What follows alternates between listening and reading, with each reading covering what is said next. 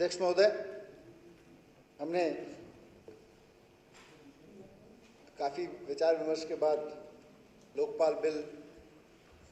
तैयार करके जन लोकपाल बिल तैयार करके सदन के समक्ष रखा था। उसके उपरांत आदरणीय अन्ना हजारे जी, जो हम सबके बहुत आदरणीय हैं, उन्होंने भी इस बिल को जाना और मैं सदन को सूचित करना चाहता हूं कि उनकी तरफ से मूल रूप से 2 सुझाव उनके आए थे, उनसे बात हुई थी और हम लोग मानते हैं कि 1968 से जिस बिल की चर्चा इस पूरे देश में हो रही है और बिल के रूप में हो रही है, उस बिल का चाहे वो केंद्र सरकार में कानून बने या देश के अन्य राज्यों में कानून बने या यहाँ कानून बने, एक सख्त लोकपाल बनाने में आदरणीय अन्ना और उसके लिए उसकी डिमांड के लिए देश को जगाने में, देश की जाति धर्म क्षेत्रवाद सबसे ऊपर उठा के हर वर्ग हर आयु के लोगों को इकट्ठा करके लाने में उनका बहुत योगदान रहा और इस देश के बच्चे बच्चे को जन लोकपाल नाम के कानून से अवगत कराने में उनका बहुत योगदान रहा है। इसलिए उनसे बातचीत करके उनके विचारों का सम्मान करते हुए मैं इस बिल में मुख्य रूप से 2 संशोधन सदन के समक्ष प्रस्तुत कर रहा हूं। इसमें मूल रूप से एक है जन लोकपाल की नियुक्ति का। सरकार ने जो प्रस्तुत किया था उसमें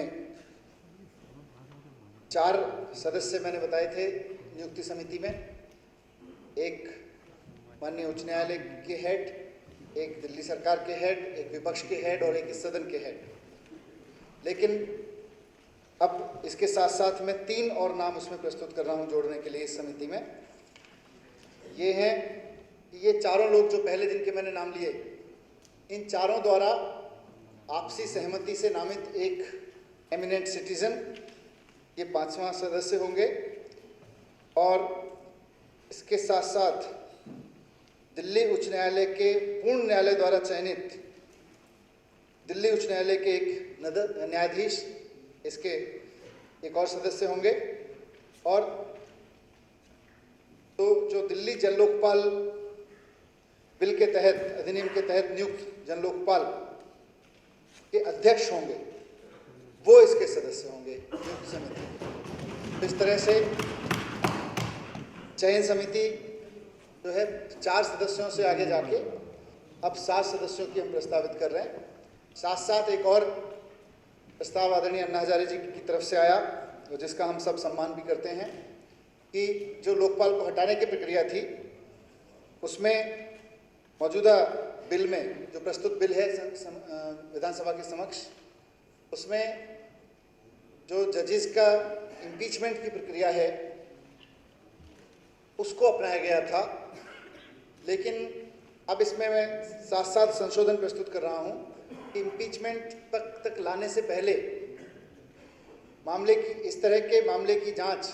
माननीय उच्च न्यायालय द्वारा आदेशित हो और उसके रिकमेंडेशन पर फिर इम्पीचमेंट किया जाए। ये इसमें संशोधन प्रस्तुत कर रहा हूं। बाकी तो छोटे एक आध और टाइपिंग एरर थी, वो कोई ऐसे महत्वपूर्ण नहीं है जो सदन के समक्ष हैं। मैं आपकी अनुमति से ये दिल्ली जन लोकपाल विधेयक 2015 वर्ष 2015 का विधेयक संख्या 16 जो सदन में विचार के लिए प्रस्तुत है, उसमें ये संशोधन भी आपके समक्ष रख रहा हूँ।